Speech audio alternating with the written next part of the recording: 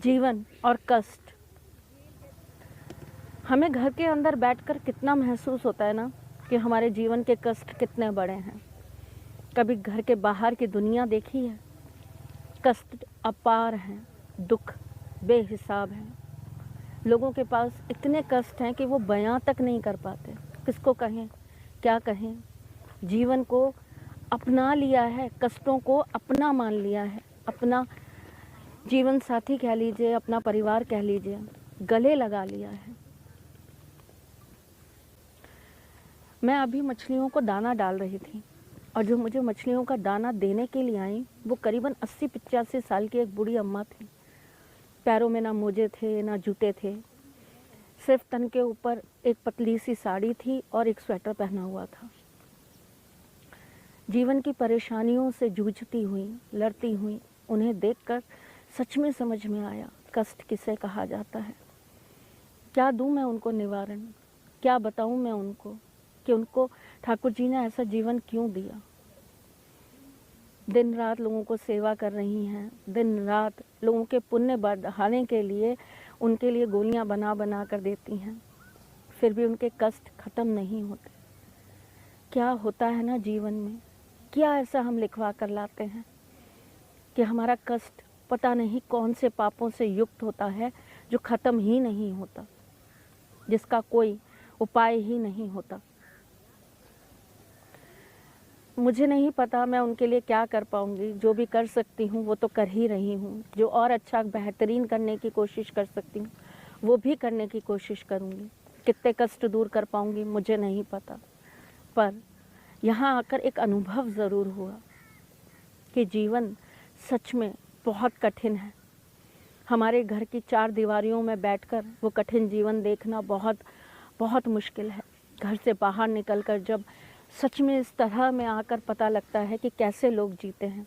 न जाने कितने बाबा, कितने साधु, कितने संत यहाँ पर सिर्फ एक बेंच पर एक कंबल के अंदर अपना जीवन निकाल रहे हैं। 4 दीवारी भी नहीं है उनके पास। हमारे आगे आने वाली पीढ़ियों को वो कष्ट ना मिले, हमारे आगे आने वाली पीढ़ियाँ उस कष्ट को ना झेलें, उसके लिए क्या हम कर दें ऐसा जो हमारे घर में आने वाली पीढ़ियों को हमेशा सुख समृद्धि मिलती रहे, उनका जीवन कभी भी कठिन ना हो, उनके जीवन में कभी भी कोई भी दुख कभी ना आए। सबसे पहली चीज़, संस्कार अच्छे रखिए। अगर आपके संस्कार अच्छे नहीं होंगे, आप चाहे इस जन्म में, चाहे अगले जन्म में, चाहे उसके अगले जन्म में, मैं नहीं जानती कब, लेकिन आपको भुगतान तो करना पड़ेगा।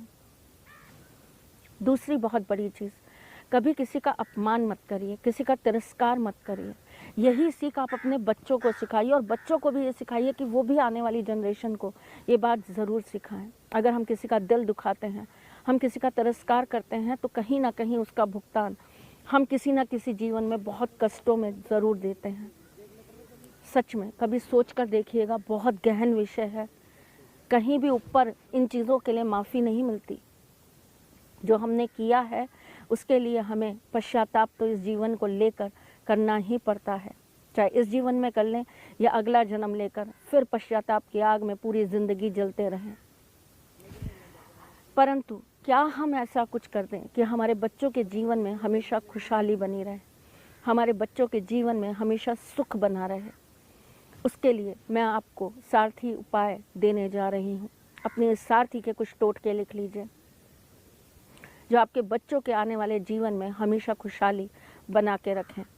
आप अपने बच्चों के हाथों से चींटियों को दाना ज़रूर खिलवाया कीजिए। आप अपने बच्चों के हाथों से गाय को रोटी ज़रूर खिलवाया कीजिए। शनिवार के शनिवार एक काले कुत्ते को दूध या फिर रोटी ज़रूर खिलवाया कीजिए। छोटे छोटे काम हैं लेकिन जीवन के पुण्य को बढ़ा देते हैं। यही तो वो चीज़ें हैं जो हमें ईश्वर के और करीब ले जाती हैं। बड़े बुजुर्गों से बचपन से सुना है, लेकिन सच में अगर करेंगे तो आपको कहीं ना कहीं समझ में आएगा कि ये पुण्य आगे जाकर हमारे सामने, हमारी विपत्तियों के सामने हमारी ढाल बनकर ज़रूर खड़े हो जाते हैं।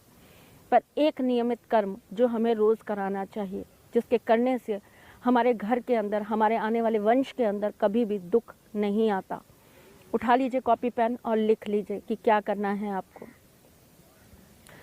प्रत्येक दिन सुबह एक रोटी गाय की जब आप निकालते हैं, उसके साथ में आपको थोड़ा सा आटा जिसके अंदर चीनी मिली हो वो भी निकाल देना है। ये एक कटोरी हो सकता है, एक चम्मच हो सकता है, आप जितना भी चाहें उतना निकालिए। उसके बाद में आप अपने बच्चे का हाथ लगाकर इसके ऊपर 1 रुपये का सिक्का रखवा दीजिए और उसके बाद आप चुपचाप जाकर इस आटे को चौराहे पे रखाइए। जो भी कीड़े मकोड़े हैं या जो पशु पक्षी हैं, जो भी इसको खाएगा, ऐसा करने से ये एक गुप्त दान होता है। ऐसा करने से आपके बच्चे के अंदर हमेशा सकारात्मक ऊर्जा बनी रहेगी।